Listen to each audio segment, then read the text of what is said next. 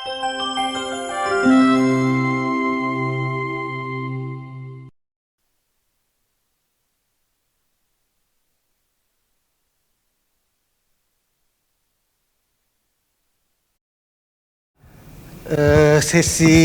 rawan kayaknya ini, karena udah di penghujung hari, biasanya setengah-setengah ngantuk ya. Rapat di Kemenkes aja itu ada jam tertentu harus nonton video, ikut senam biasanya itu. Benar ya? Jadi benar-benar membawa kesehatan yang sehat gitu. Saya diberi waktu berapa ini? 2 jam? Saya borong nanti teman-teman yang lain. Tetapi minimal ada gambaran dari hulu ke hilir bagaimana masuk nanti peran daerah dan bagaimana kebijakan untuk dari pusat supaya daerah itu bisa mencoba mengakomodir atau membuka formasi. Ya ini hubungan pusat dengan daerah akhirnya nanti. Iya, kok nggak tembus ya? Jadi minimal di urusan ini, ada urusan di konkuren ini, yang di kota-kota ini, merupakan ada urusan wajib, pelayanan dasar dan pelayanan dasar dan non pelayanan dasar. Di sini nanti pasti apa itu yang namanya urusan kesehatan. Next. Pak. Slide Pak. Ini terbatas. Jadi di sini ada urusan kesehatan yang wajib.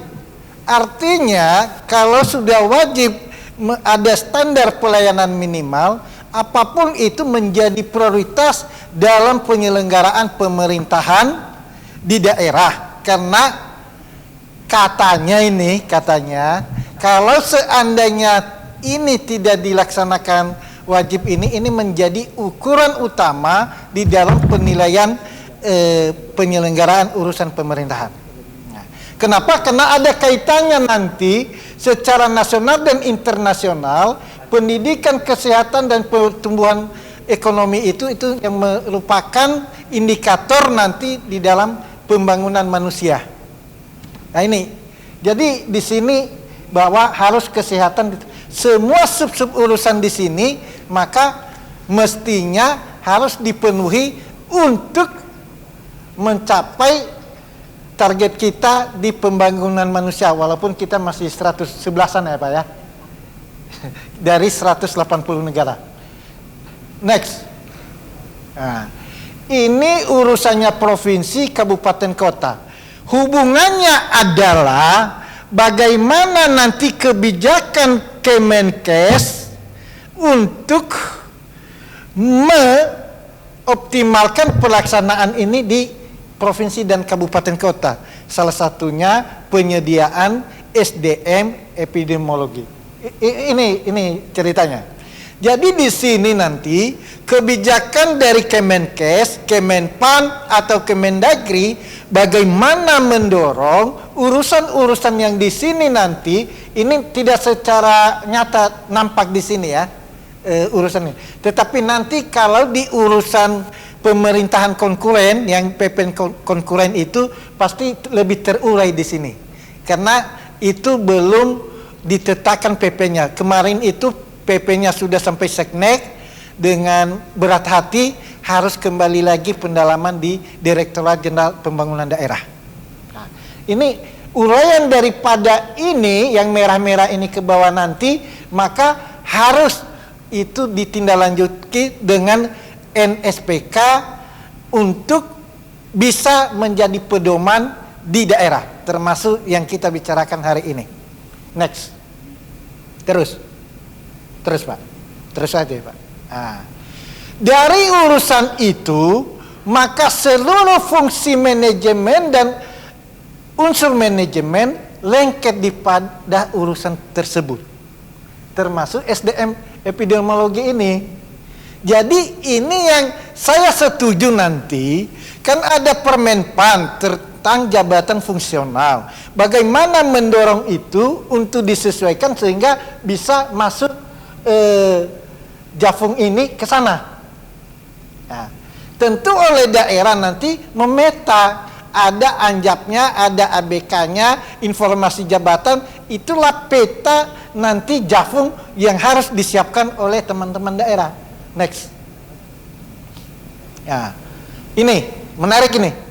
Bagaimana mencoba mensinergikan Undang-Undang 23 tentang pemerintahan daerah dan Undang-Undang 36 tentang kesehatan, yang nanti perundang-undangan terkait termasuk Menpan tadi bisa dilaksanakan di provinsi dan kabupaten kota.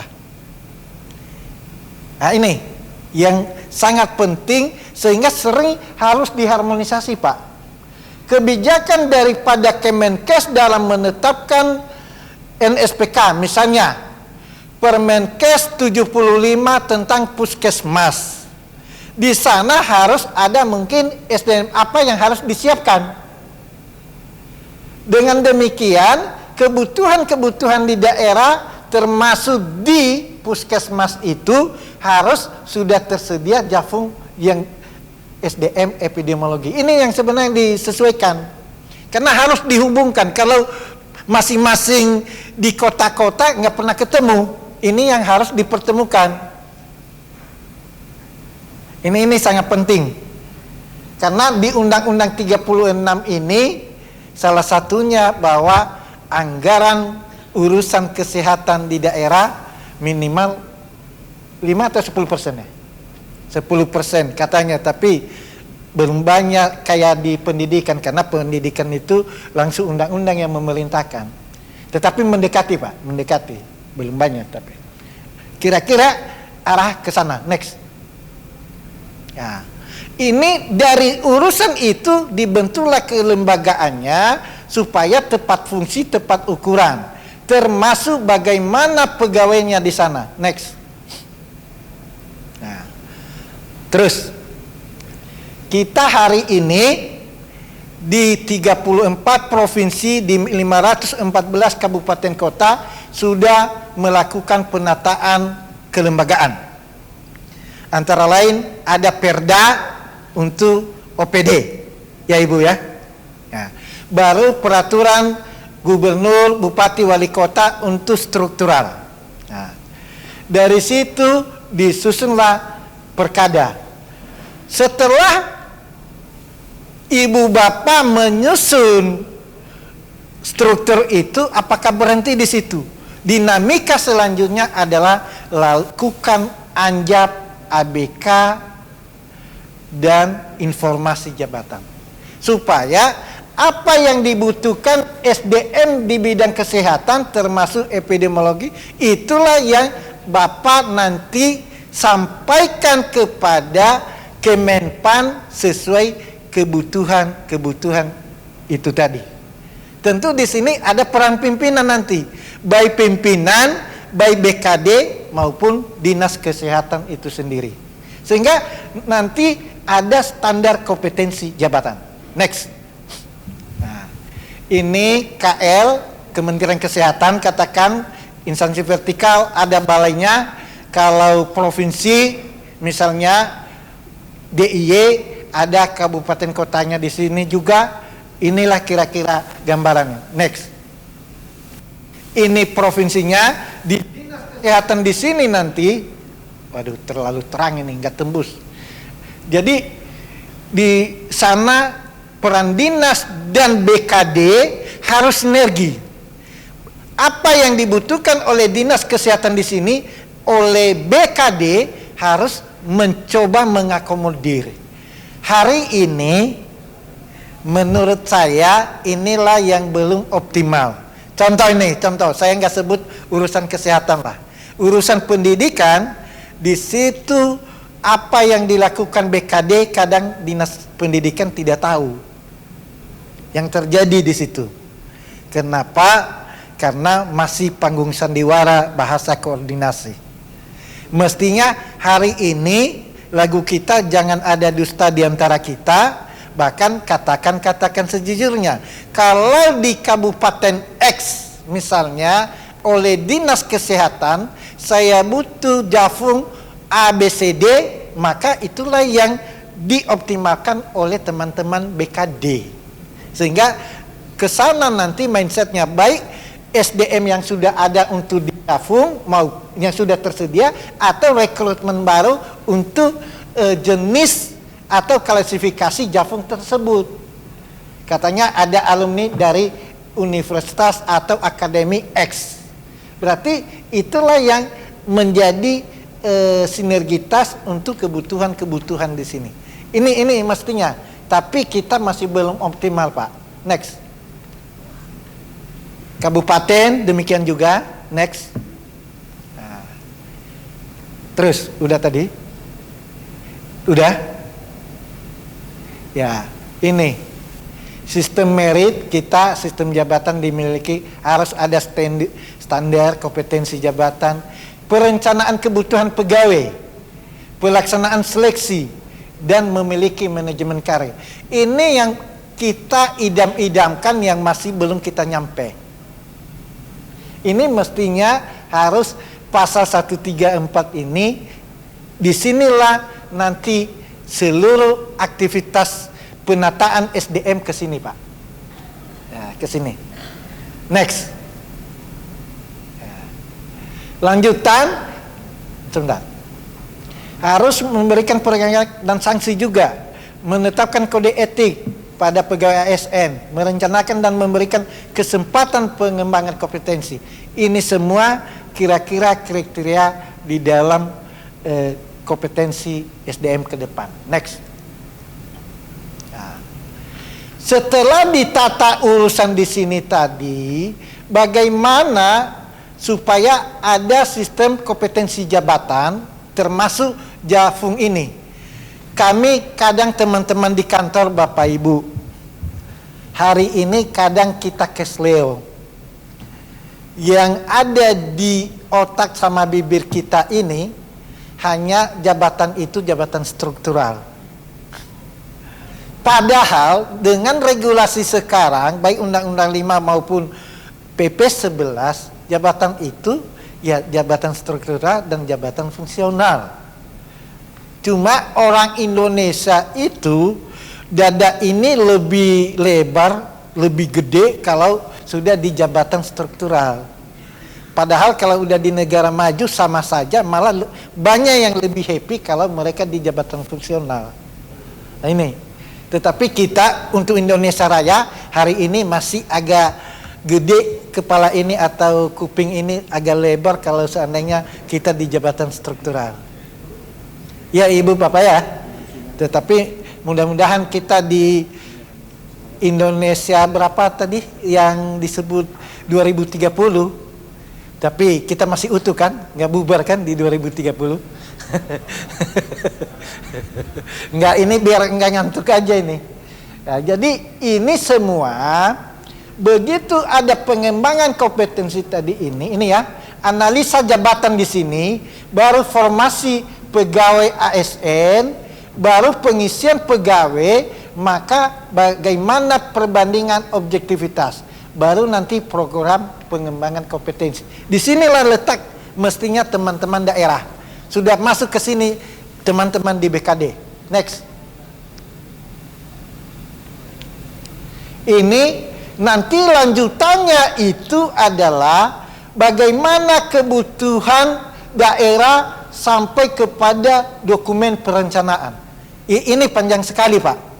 Dan ini biasanya di dalam perencanaan SDM dan aparatur biasa dilaksanakan oleh teman-teman di BKD. Next. Ya. Kemudian dasar hukum pelaksanaan ANJAP. Undang-Undang 5 tahun 14 pasal 56. Ini mestinya seluruh instansi pemerintah supaya setiap jabatan itu bahwa ini fungsinya dan optimal harus dilakukan analisa jabatan. Apa tugas-tugas kita masing-masing sampai dengan nanti diperinci satu persatu sebagai prioritas kebutuhan. Ini yang penting. Next. Lanjut saja. Nah, bagaimana menghitung ini? Perlu ada keterlibatan pegawai. Nih, setiap pimpinan unit, misalnya ini, dinas kesehatan atau rumah sakit atau puskesmas yang ada kebutuhan SDM epidemiologi. Ini menghitung beban kerja dalam perencanaan pegawai untuk mendaya gunakan. Apakah setiap puskesmas atau rumah sakit atau daerah berapa kira-kira kebutuhan SDM yang kita bicarakan hari ini? Kalau dengan kebutuhan daerah secara nasional tadi direkap oleh teman-teman Kemenkes di BPSDM, inilah yang akan dipertemukan untuk diusulkan ke Kemenpan. Kenapa?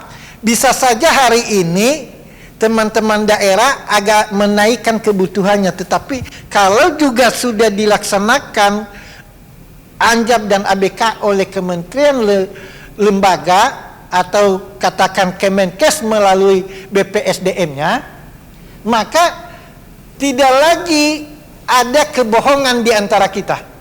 Contoh, Kementerian Pendidikan, seluruh guru di sekolah-sekolah itu datanya ada. Saya Dodohia, alumni universitas atau universitas negeri A, tahun sekian, jurusan sekian, saya mulai masuk tahun sekian, lengkap di sana. Sehingga perputaran itu lengkap, sehingga oleh daerah tidak bisa lagi mengatakan, oh ini kebutuhan saya, ini yang sudah dipenuhi. Nah, makanya di pembagian urusan pemerintahan khusus pendidikan tersebut, untuk kebutuhan guru baru bisa diloloskan oleh Kemenpan setelah ada rekomendasi dari Menteri Pendidikan. Kenapa? Mereka sudah ada database kebutuhan pendidikan setiap sekolah, kebutuhan guru. Nah ini mudah-mudahan sudah ada ya di Kemenkes ya. Ini yang sangat penting bagi kita. Kebutuhan SDM epidemiologi ini sudah mestinya hari ini kita sudah masuk di IT. Ya, ini mestinya. Sehingga nanti ke depan mempunyai target untuk tahun sekian, kan ada rasio ya Pak ya. Saya kan bukan dari kesehatan. Setiap kebutuhan itu kan ada rasio per jumlah masyarakat atau per jumlah isu sakit epidemiologi misalnya kan. Karena ada daerah-daerah endemik kan. Nah ini yang mestinya harus disiapkan oleh kita. Next. Ini Anjab tadi, ini ABK. Langsung. Next saja. Next. Next. Terus saja Pak. Terus saja Pak. Karena ini reformasi birokrasi kita. Intinya bagaimana membangun aparatur negara yang efektif dan efisien, agar birokrasi pemerintah mampu menghasilkan, memberikan pelayanan prima amanan atau good governance, citra dan cita-cita sebagai abdi masyarakat dan abdi negara. Inilah yang sebenarnya kita capai sebagai ASN hari ini. Tentu inilah upaya pertemuan kita. Bagaimana menyiapkan, menyediakan SDM di bidang kesehatan, urusan di epidemiologi untuk bisa disiapkan oleh daerah. Ini, Pak. Next. Inilah yang kita roadmap reformasi birokrasi sehingga dapatlah nanti kita semuanya jabatan-jabatan itu. Intinya itu di sini. Next. Nah, ini penataan organisasi sudah jelas, kompetensi jabatan, penempatan pegawai, dan penerapan aturan kepegawaian. Inilah yang akan kita lakukan di dalam penataan SDM di era reformasi ini atau reformasi manajemen kepegawaian. Next. Jadi pengadaan pegawai belum sepenuhnya memenuhi kebutuhan organisasi. Rupanya masih banyak kita ya Pak ya. Penetapan PNS dalam jabatan belum didasarkan pada kompetensi. Pengembangan pegawai belum didasarkan pada pola karir. Sistem penilaian kinerja belum objektif. Kenaikan pangkat belum didasarkan pada prestasi kerja dan yang nyata. Diklat PNS yang ada belum efektif meningkatkan kompetensi. Ini kira-kira yang terjadi. Next. Yang kita harapkan dalam penataan pegawai adalah setiap satuan kerja dapat ditentukan komposisi pegawai berdasarkan jabatan. Setiap jabatan diduduki oleh pegawai yang memiliki kecocokan kompetensinya. Yang kita bicarakan tadi ini, mestinya teman-teman di Kemenkes maupun di Dinas Kesehatan Provinsi dan Kabupaten Kota ini sudah sinergi, Pak, Bapak dan Ibu. Setiap pegawai profesional dalam pekerjaannya, setiap pegawai mempunyai peran yang jelas dan optimal. Jumlah pegawai dalam setiap jabatan sesuai dengan kebutuhan. Penilaian kinerja dilakukan objektivitas. Karir PNS memiliki kejelasan. Diklat diarahkan ke sini. Misalnya, kebutuhan SDM tadi bisa saja pegawai SDM yang sudah ada. Inilah yang akan dikembangkan. Contoh hari ini di Kemendagri itu ada yang namanya jabatan fungsional untuk pengawasan urusan pemerintahan. Lagi ngetren Bapak Ibu itu sekarang karena pensiunnya agak panjang. Nah, jadi ini Jafung ini sekarang hampir setiap daerah menjadi favorit.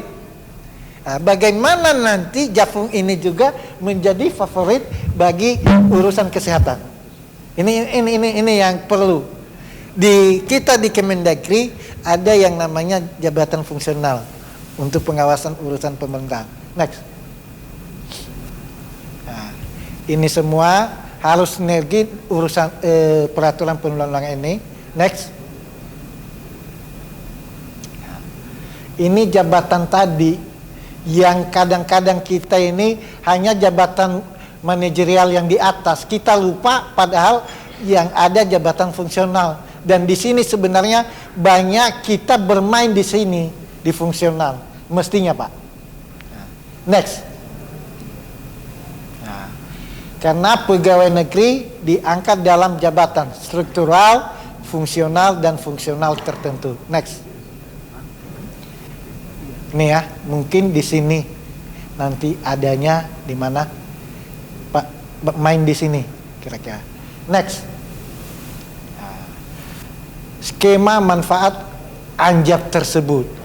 Inilah sebenarnya yang akan dilakukan di dalam anjab sehingga berapa kebutuhan, jenis apa yang dibutuhkan, klasifikasi apa yang dibutuhkan. Kalau sudah dilaksanakan ini, maka mudah-mudahan tergambar kebutuhan-kebutuhan di urusan kesehatan, terutama SDM-nya. Ini yang sangat penting. Next. Karena menuju good governance, inilah yang akan dibangun oleh setiap KL, oleh setiap Pemda provinsi, oleh setiap kabupaten kota. Inilah secara nasional sudah sepakat, inilah arah tujuan yang akan kita capai dalam membangun good governance. Ya, reformasi kelembagaan, SDM, tata laksana, akuntabilitas, pengawasan dan pelayanan publik.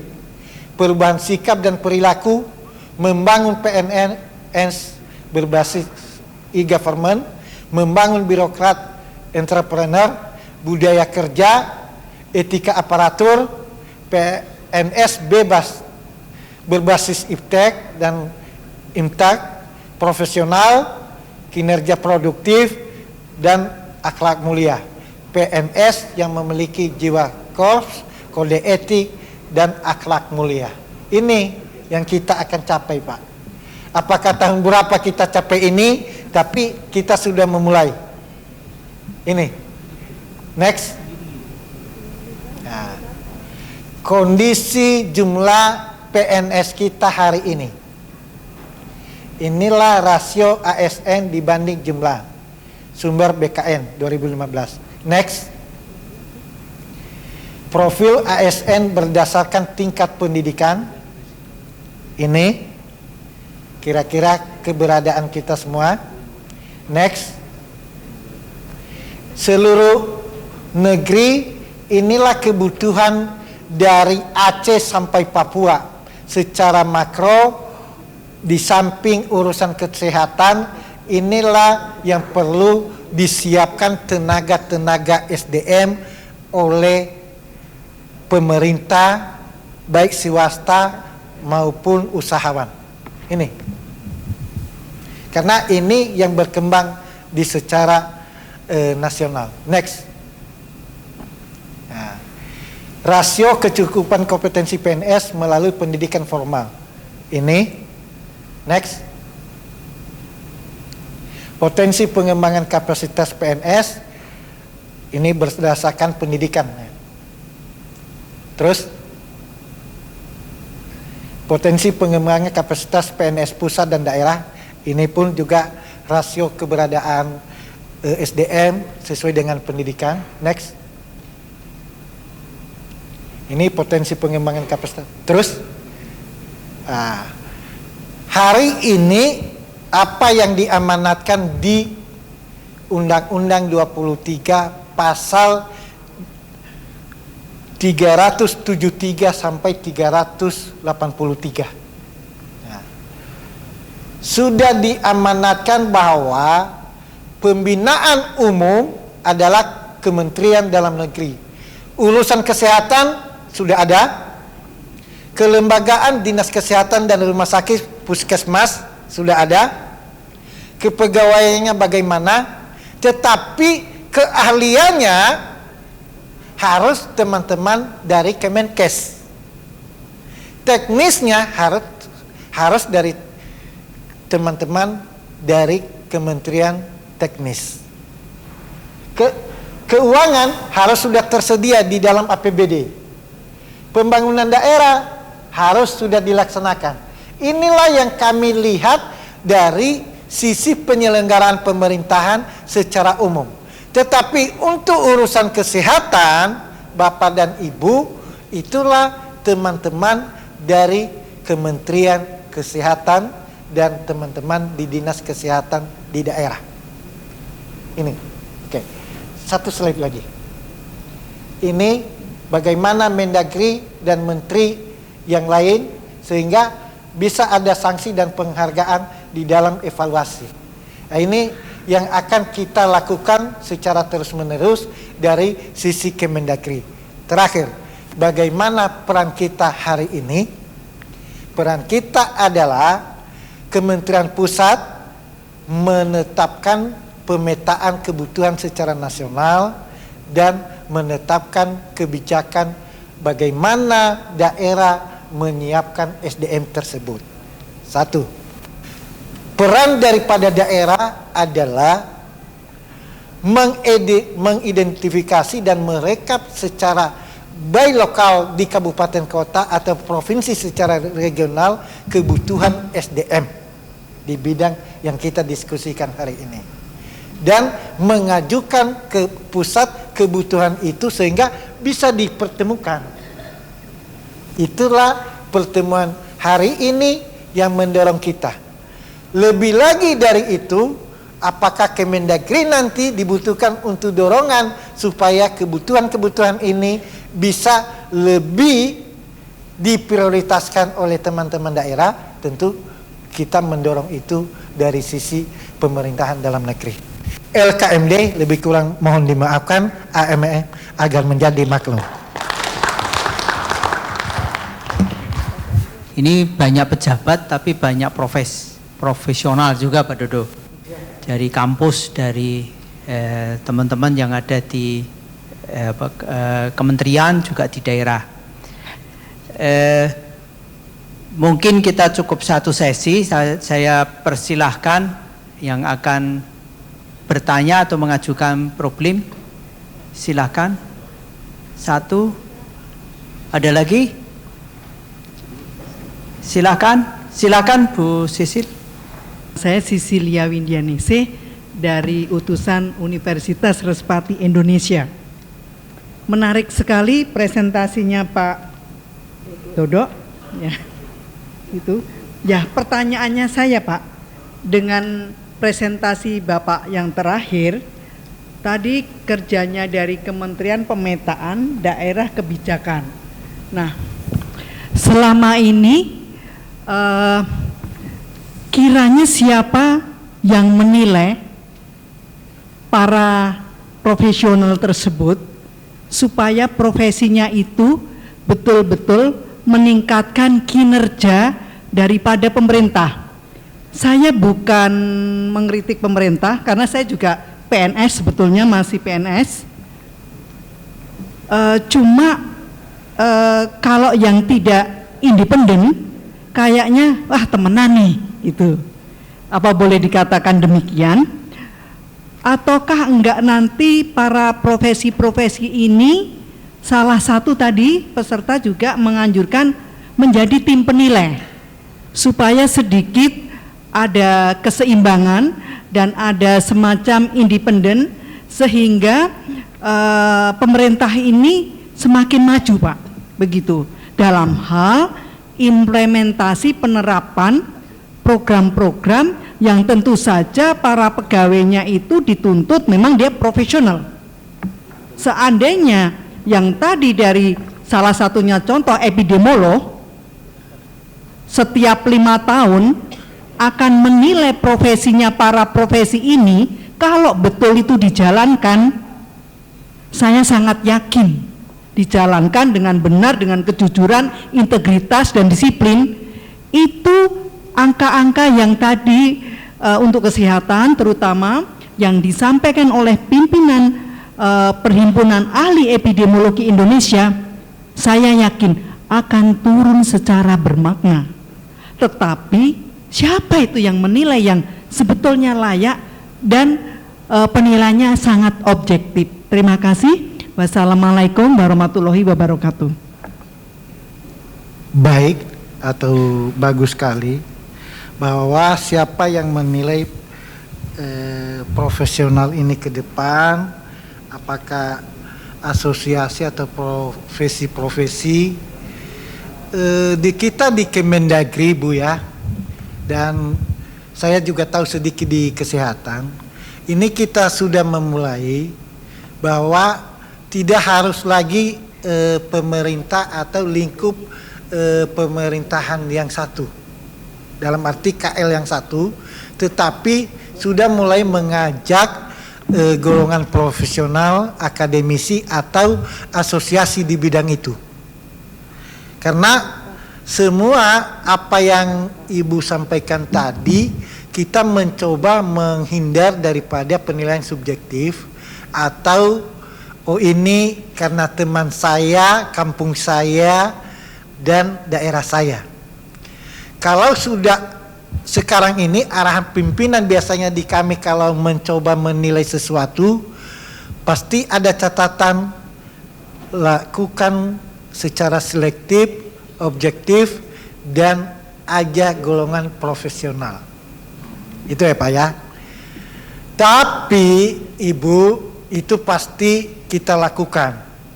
Tetapi ada sekian persen juga pengaruh dinamika politik. Ini Indonesia Raya ini. Ini saya cerita apa adanya ini ya. Artinya kita di level bawah mencoba menuangkan indikator-indikator itu sesuai dengan regulasi atau objektivitas.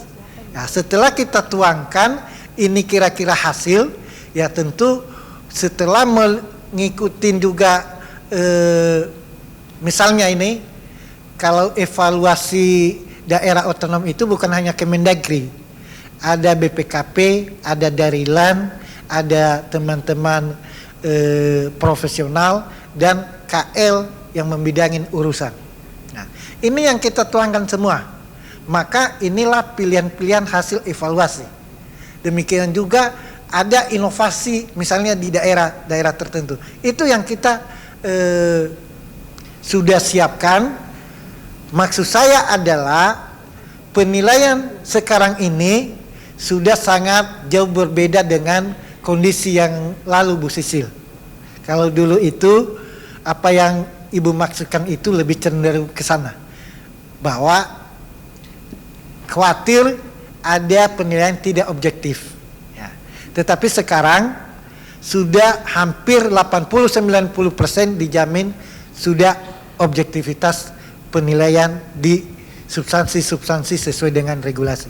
Itu yang saya tahu, terutama di lingkup Kementerian Dalam Negeri atau poros pemerintahan, dan juga sering kami koordinasi dengan KL-KL terkait. Itu yang saya tahu. Dan karena kemajuan kita sekarang ini sudah juga mulai nilai kalau tidak objektif itu sudah ada mulai rasa malu, Bu.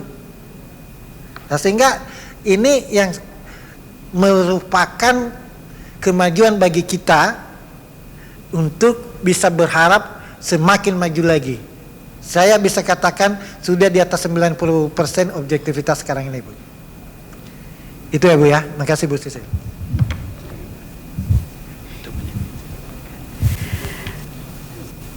Oke, saya kira waktu juga kita udah